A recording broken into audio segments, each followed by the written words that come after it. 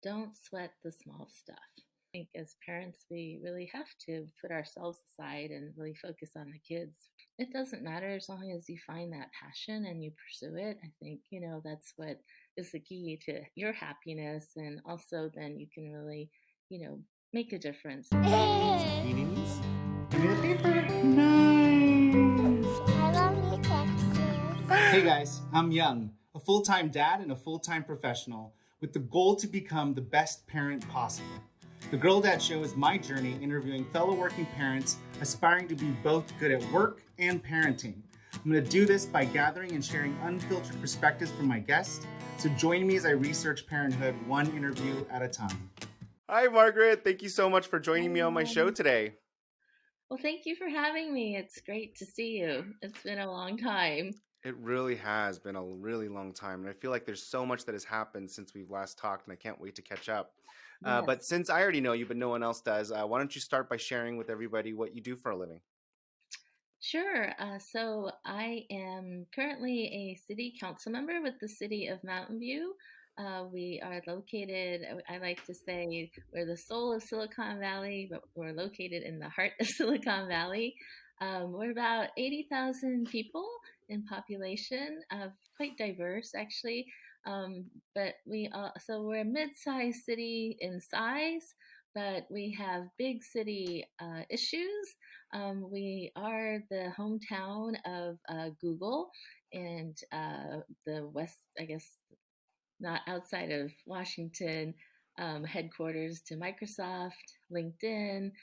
We also now have Facebook in our city. So we really are the high tech hub of Yeah, Silicon no, Valley. there's the density of high tech is astronomical inside of Mountain View. It is a very unique city.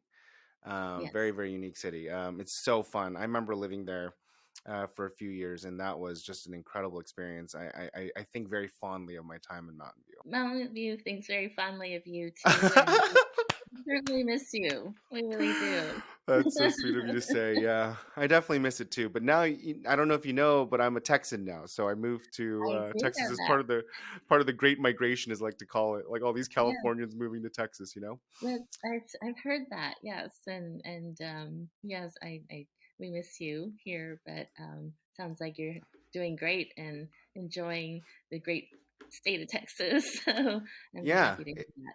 yeah, it's really fun. It's definitely really nice to be here, and it's definitely very different than Mountain View, that's for sure. But there's nowhere that's like Mountain View, and I think that it's really fun to talk about how you just explained it, like like the density of high tech, because you really can't go anywhere without someone, being very, very cerebral, very cosmic, very, very intelligent inside of technology and like in Mountain View, right? And it's just like so funny to think about how long ago that was for me because it just seems like yesterday, but there is such a Mhm. stark difference between communities when you think about like even going out to dinner and like just the Oh, sure. density of like people inside of like high Oh, tech in Mountain View. It's really, really it's really interesting to think about now that I'm out of it.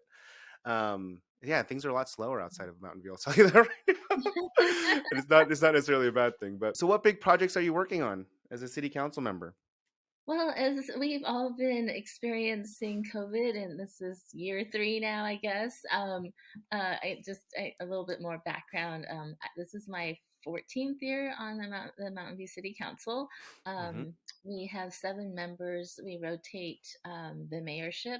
So I served as mayor my first time back in 2009, which was the Great Recession. Yeah, So yeah, that was quite a effort to get help lead the city out of that. We actually did end up doing pretty well. Ended up with a little surplus, and then soon after that, the city just started booming with the high tech boom, that's right. and we've been really enjoying that economic upswing for quite a while.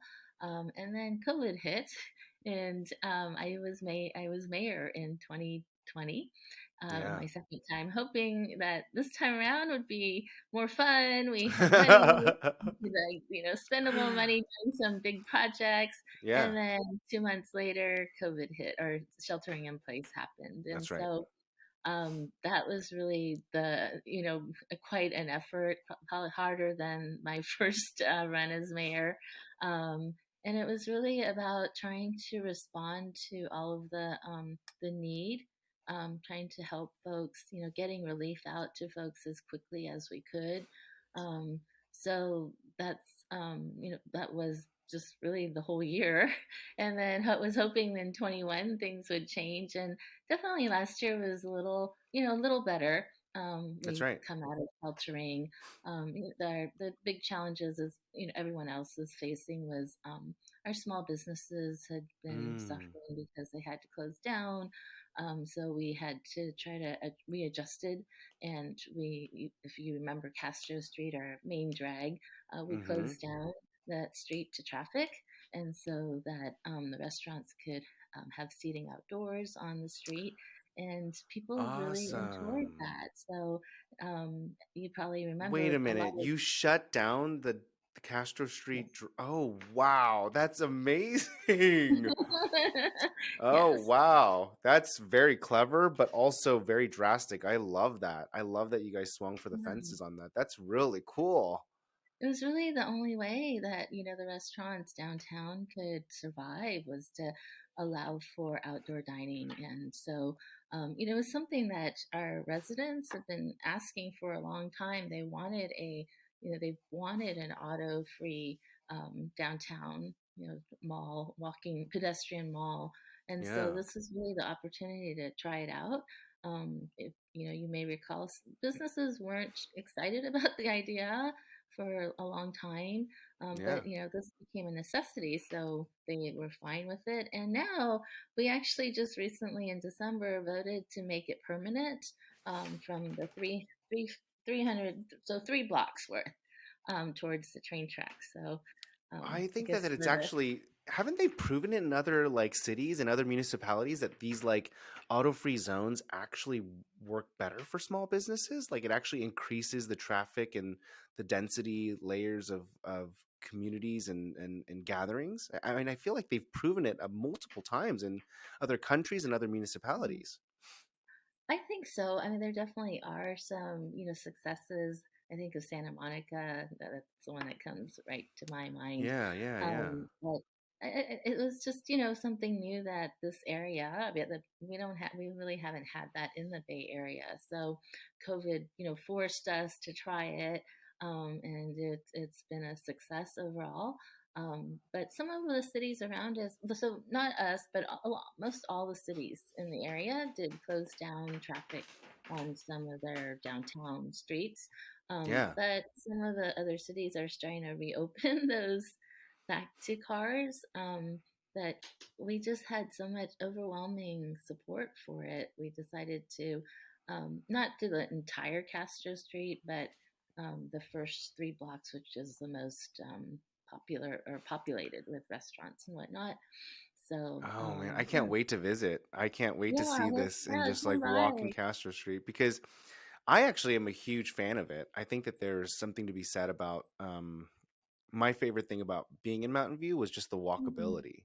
Yes, Like yeah. everything was walkable and like it Hmm. was so fun to walk down Castro Street. And realistically, Castro Street is that like it's 2 lanes. It's like one going each way. It's not like it's really allowing for that much Right. traffic Yeah, anyway. So yeah, yeah, just yeah. just go around the other streets that are right next to it. It's not that big of a deal. And so I love that idea, and I think that that's Yeah, super cool that you guys kept it semi-permanent. I can't wait to see what that yeah, does and become like another statistical data point to see if this concept works. But I love the yeah, idea of auto free zones. Very cool. yeah. That is a Thank really big you. project. That's really exciting. It was Cool. more than I think most people think, oh, just, put some barriers and shut down the street. But there's actually a lot of coordination that it took. And, we have the buses that run. So we had to work with VTA, our transportation agency. And then we had to make sure it was ADA accessible. And, so it was actually quite a large effort. And it was one Yeah. of just, many, many efforts that we put together.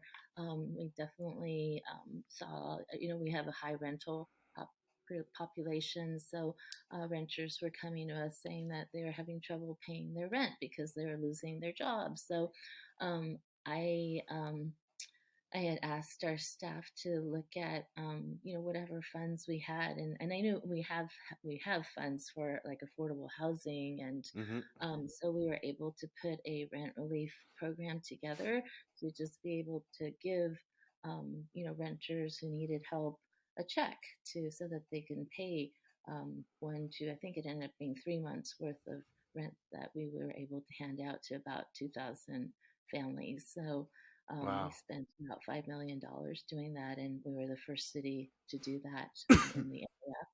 Wow. We have a growing homelessness population and RV dwellers, and that's been a challenge. That's something that's happening even before COVID, and then COVID just made it um, bigger. Right. So we've been looking to, we have these safe parking lots now that some of the RVs can park in.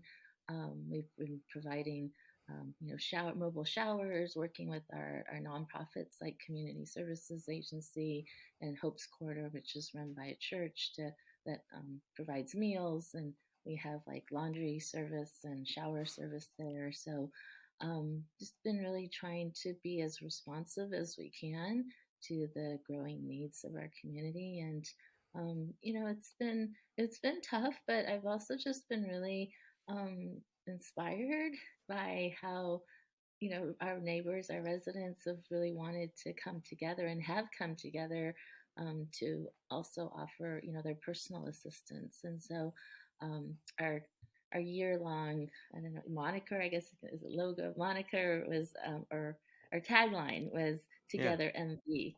And I really Cute. think that I love it. that came Simple, together. wholesome. Yeah, it's great. Yeah. Yeah, So so that's amazing. Thank you for sharing. I yeah, love hearing the inside scoop yeah. on these things. As you know, I have like secret ambitions to run for local office someday, and so Yes. it's been so Well, that's fun. not Like, secret. You know, it's so which is fun to not get to. great. I always love that, you share the inside scoop on how these things work and how much more challenging it is than people see from the outside. And it's always been so fun getting to learn from you and just like watch you in your journey. And it's like so amazing to think about 14 years. I've never actually heard you say how long you've been in it. And it's like that's yeah, it's really great, and it's like really, really amazing, and it's like a really good reflection point to think about that. But I do want to switch gears for 1 second before I come back to it Sure. because this is a Yeah, parenting podcast. yeah, And that's great. so I'd love for you to share. I'd love for you to share with listeners about your kids. Who are your kids? Yeah, so I have two daughters. My older one is Eiley, and she's 20 years old. And my Wow, younger one she's all grown is, up. yes, Oh and my my gosh, younger we've one known each is other for a long time because I a swear they long were like time. in middle school when I met you. Yeah, sorry, I didn't mean to Yeah, interrupt. Go ahead. I don't know. And then my younger one, Aina, is 17 and she's a senior at Mountain View High School. My older one goes to the local community college, Foothill College, and Yeah. working to actually transfer. She's in a program that will guarantee a spot at University of San Francisco in a fine arts degree. So yeah, Nice. so they're working their way to adulthood, or they're pretty much there. And it's hard for me to believe because when I started on city council, they were 2 and 5, and here they are Yeah. now as adults. And so time just flies, but they've really been, part of my journey serving the Yeah. city. They've only known you in politics, right? And like as a I would politician, really, say right? so. Yeah, I mean, I took a break. I had to take a 2-year break between my 8 years and then 2 years off and then 8 years. So during that time, I was working for Assembly Member, our local Assembly Member, in as his district director. And then I switched gears and worked for Synopsys, a high tech company here, doing government relations. So they've seen me do a few other things. I've worked at nonprofit. City council isn't technically a full time job.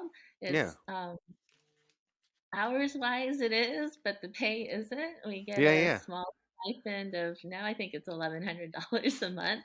Yeah. So most of us work, full time or part time, and so Yeah. I have worked part time here and there over the years. But for me, like my, most important job is being a mom. I love it. Mm. It's my priority.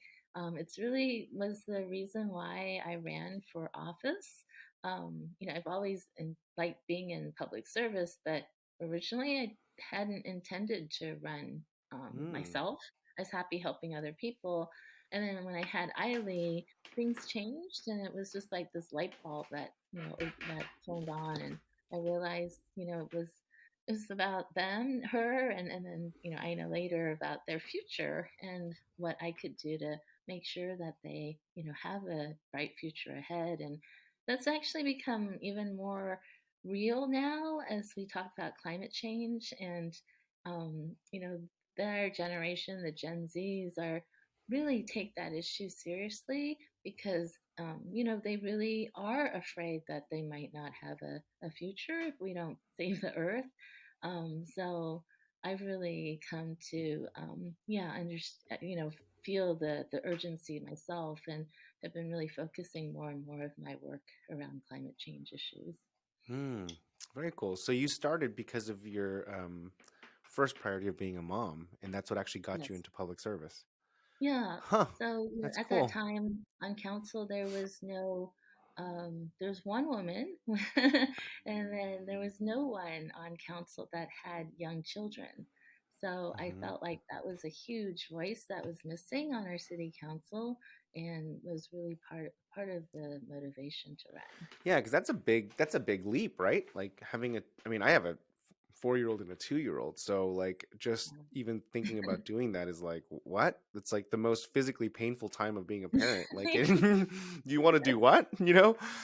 Campaign, and you want to go, like, yeah. So that's a pretty big decision. You must have really meant it. You must have really like been inspired by your kids to go do this. That's really great. So Yeah. what was your childhood like? How did you grow up? Um, so my parents they're both gone now, but they were Mm, immigrants from Japan, and I'm an only child. And they grew up during World War II, so their education was interrupted. I think they maybe made it to high school. So they immigrated here. Actually, my mom was pregnant when they came out to visit the U.S. My dad's cousin had, said, "Hey, come check it out," and they had me while they were here. So it became a decision point for them whether to, go back to Japan or stay here. And as this is the story they tell me, but they felt that as a girl, a female, I would have an easier, better opportunity and better opportunities here in the U.S. So they decided to immigrate here.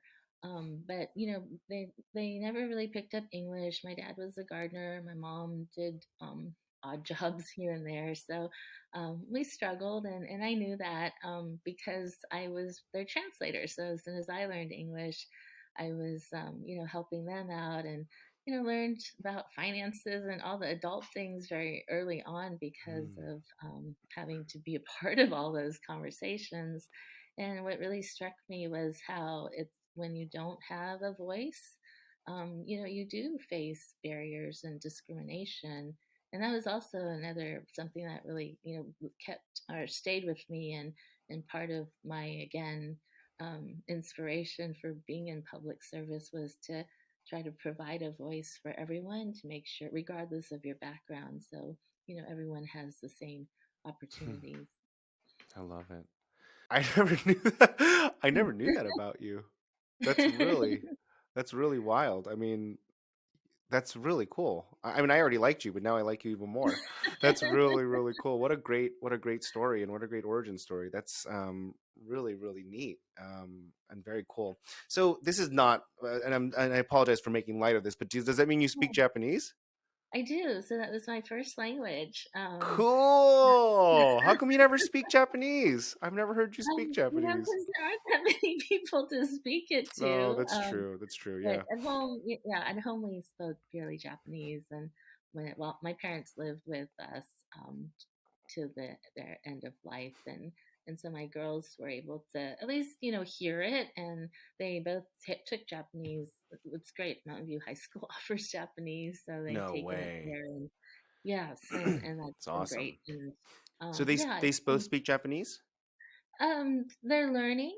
Learning it, So yeah. they can definitely understand it. They hear it when they hear it. Yeah. Speaking is a little more challenging, but they're studying it. They've really taken to wanting to learn about their culture. So we were gonna go to Japan, and then COVID hit, but hopefully I Yeah. can take them soon. Yeah, yeah, that's a hard pill right now. Yeah, it's just so tight and hard to travel right now, and then especially Yeah. with things changing so fast, it's like I almost don't know if Hmm. you want to be Right. international right now, because No, things move so you quickly, don't. you know. You could get stuck Yeah, somewhere, right? yeah, exactly. Then you're really gonna need to learn how to speak Japanese. Very cool. So then, like, when you think about parenting, what do the kids think about you kind of in your public service and your career trajectory? Like, how do they perceive all this? They definitely have been supportive, Mm-hmm. um, but I think they've also realized it's not for them. Mm, you've There's showed them what they don't want to do.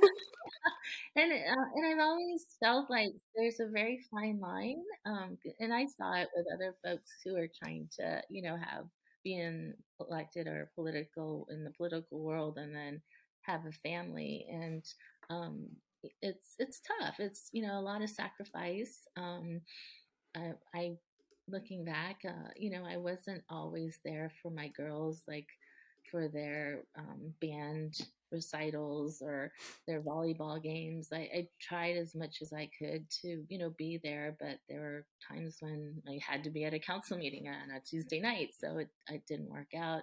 Yeah. But since they just learned, learned very early on that that was mom's life.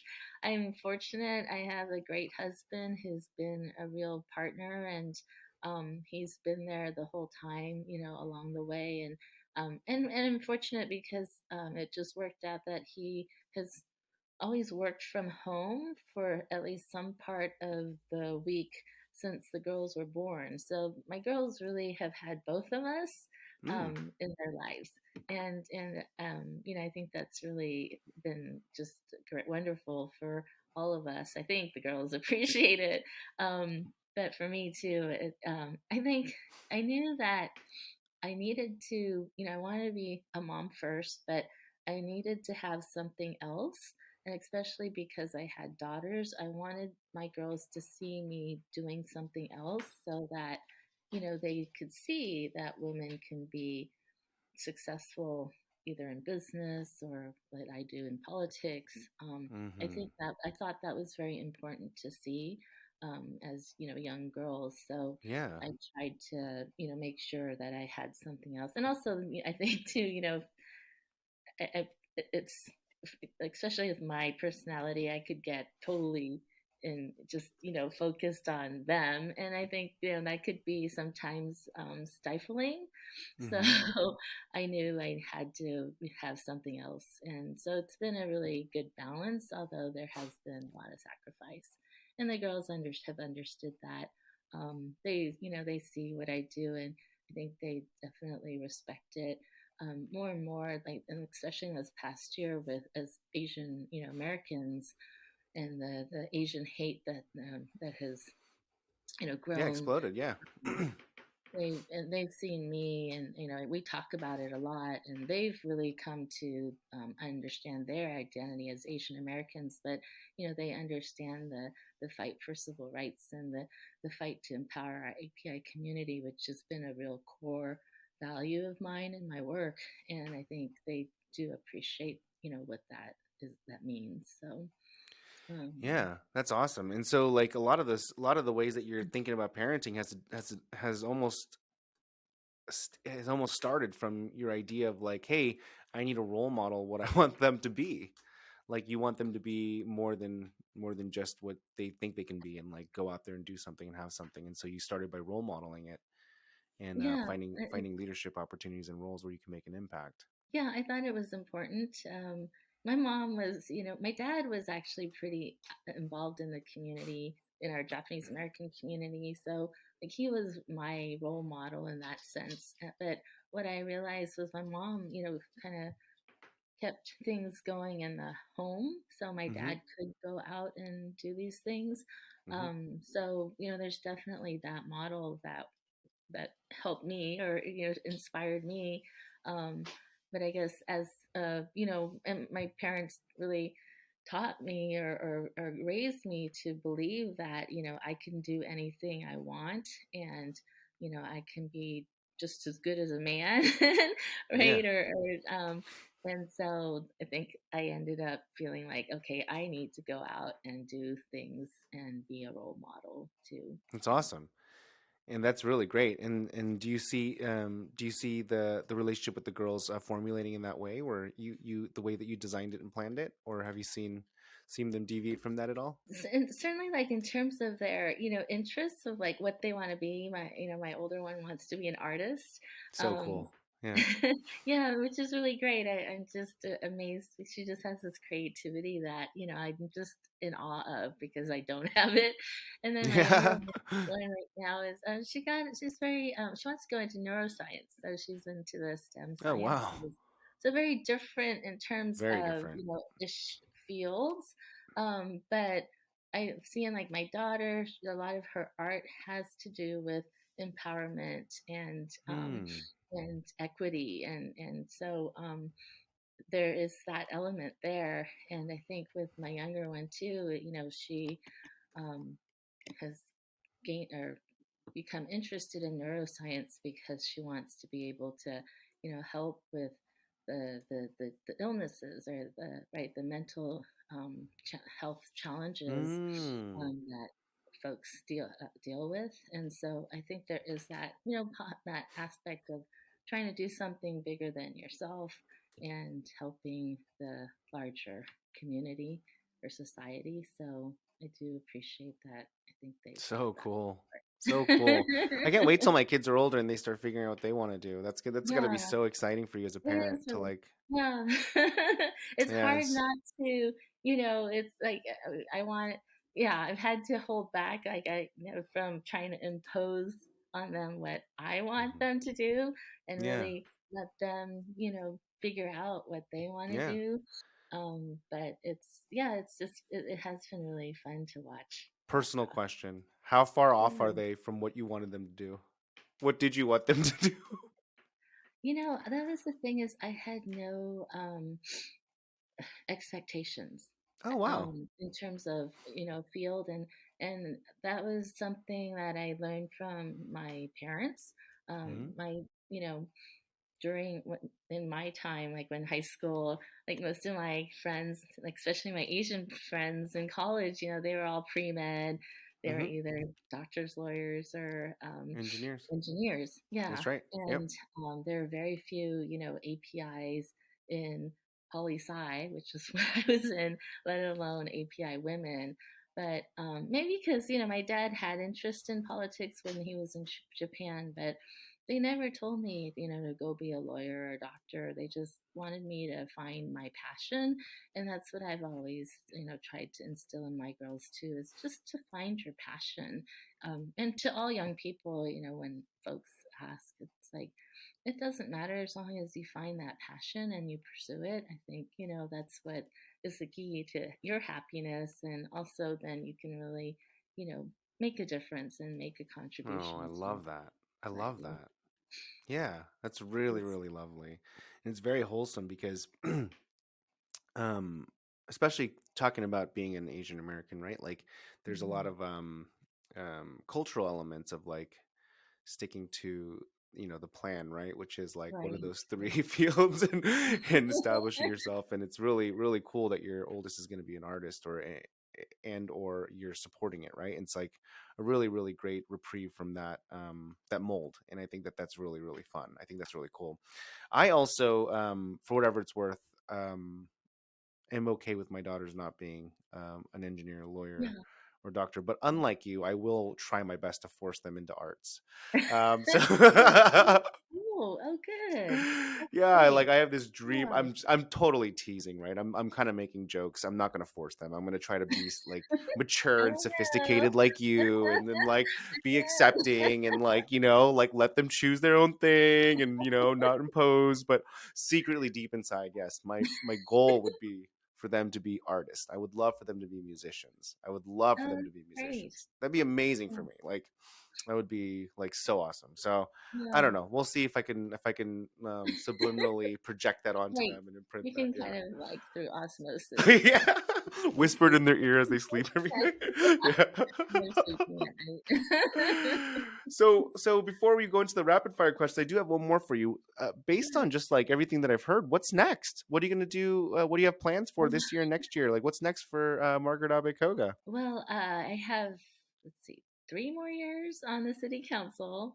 Mm-hmm. And right now, my real priority right now is to get my younger one into college. So Right.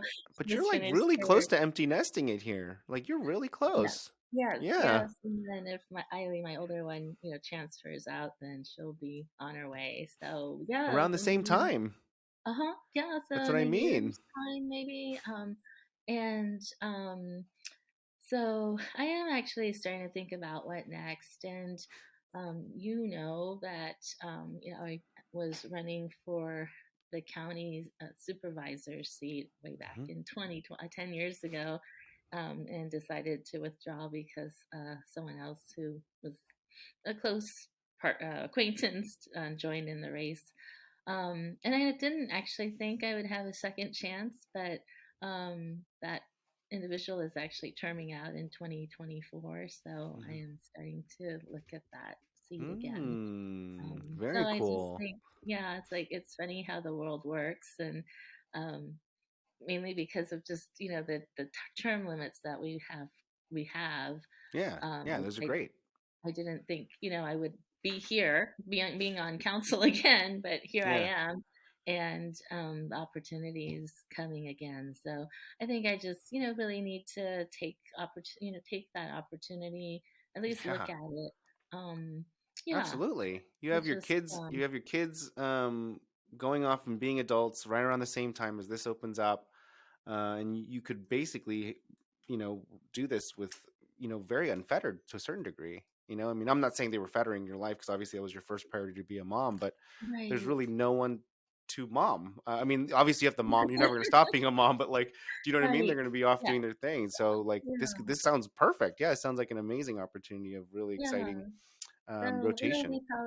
it'll probably be my last big, race, and win or lose, I'm fine with it. If I win, that's great. I get to do what I've always wanted to, and if not, I'm sure I'll find something else. And so I'm looking forward to, yeah, that empty nester, just having a little bit more freedom, and being able to focus on myself again, which is, something that I think as parents we really have to put ourselves aside and really focus on the kids during that time. And I love being a part of their lives, so Yeah.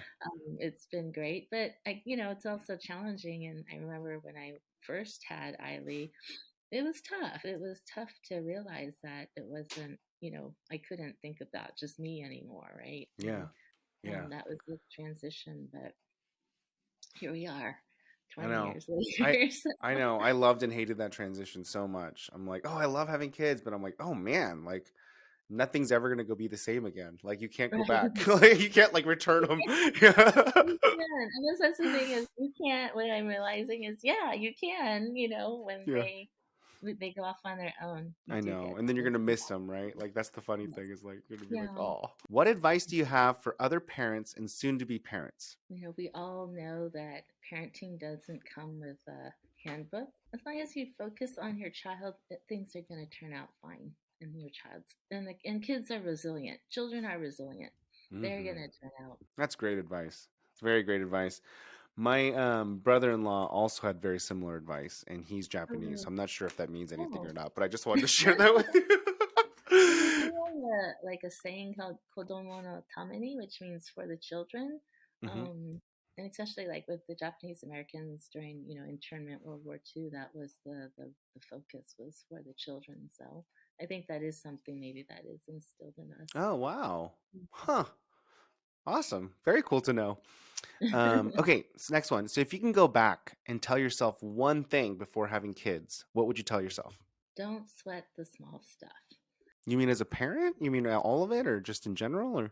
I think all of it, Hmm. frankly, that and I think that's what parenting or being a parent, or it taught me, was that, there's bigger things to worry about. Nothing's perfect. Things aren't Hmm. always gonna go the way you want them to. I think being a Right. parent, you have to learn to be flexible and, Hmm. yeah, just, be okay with how things go sometimes, even if they don't go your way.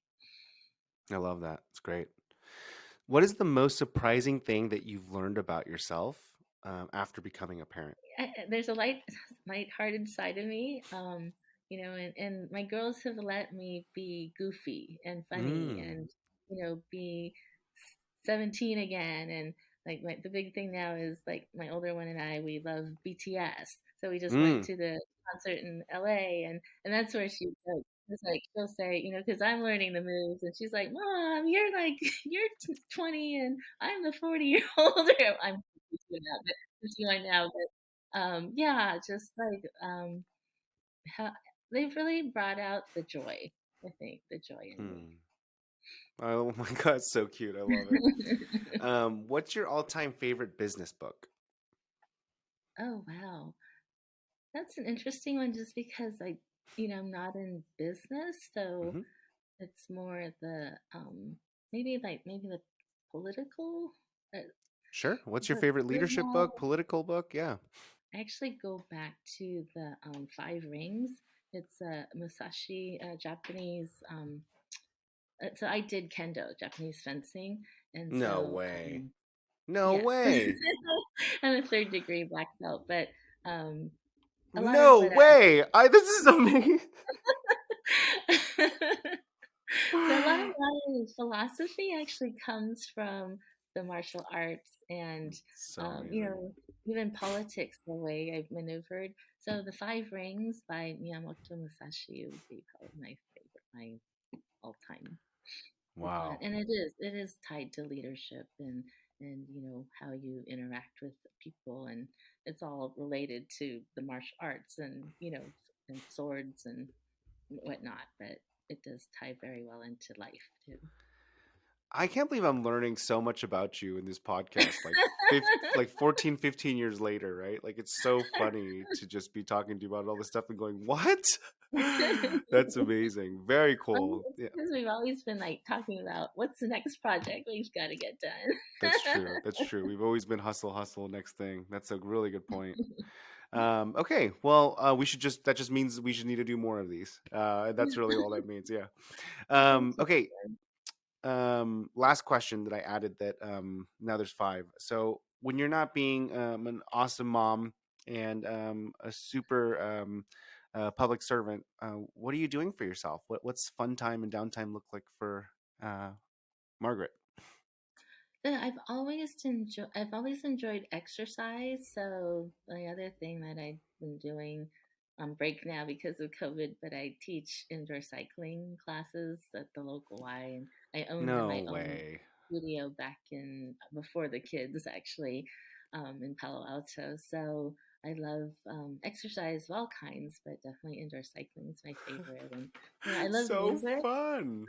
So I just love putting playlists together and It's and amazing. then, yeah, helping other people to work on their fitness. And health has always been really important to me. My dad had a lot of ailments. I had breast cancer back in 2016. Yeah, So that made it even more a priority. So taking care of, our health, I think, is the most important thing we can do, right? And again, it's not just about me, but like during my breast cancer bout, I was like, you know what, my girls are too young for me to leave, for me to be gone, so I need to get through this, and that's what kept me going through the treatments. And so, yeah, health is number one, is most important. I So I love like it. that, and then music is tied into the Well, exercise and BTS background dancing. Here we BTS go. music. Right there's your new pastime. Any boy Yeah, bands, actually. If people know, if you're on my Facebook, yeah. you'll see I'm a big boy band fan. I love it. um, and then lately I've been getting into, yeah, more like K dramas and J dramas and, Oh, nice. yeah. They're so popular. Why are they so popular? It's like crazy They're how much really, fandom they've gotten. yeah, this is a very different perspective Yeah. from the Yeah. American perspective. So it's pretty Yeah. cool. That's great. Yeah. I'm Awesome. starting to Well, try to learn Korean now. oh, that's awesome. That'd be great. I try to learn Japanese for a little bit, but Oh, if you could really? speak Korean, then we can speak Korean together. That'd be way fun. Margaret, thank you so much for taking the time to Oh, talk to thank me. you. Thank you Yeah, for this opportunity. It's great to so see fun you and with so cool you. to learn so much more about you. I just like thought this was going to be you and me giggling the entire time, but like we actually covered so much good stuff. Like, and I just learned so much more about you. This was an Mm. amazing experience for me. So thank Well, you. thank you for all you do, and you're just a real inspiration. Even my husband, we were talking about you, and your entrepreneurial spirit is just really amazing and inspiring. And so, yeah, I just feel very fortunate to know you and call you a friend. Oh, thank you for that. I won't let you down. I'll keep it going. I will I'll talk to you soon, okay, Margaret? Alrighty, you Okay, take care. bye. Bye bye. Thanks for tuning in to another episode of The Girl Dad Show. We really hope you enjoyed that interview, and as always, please take a moment to review, rate, and subscribe. We'll see you next time.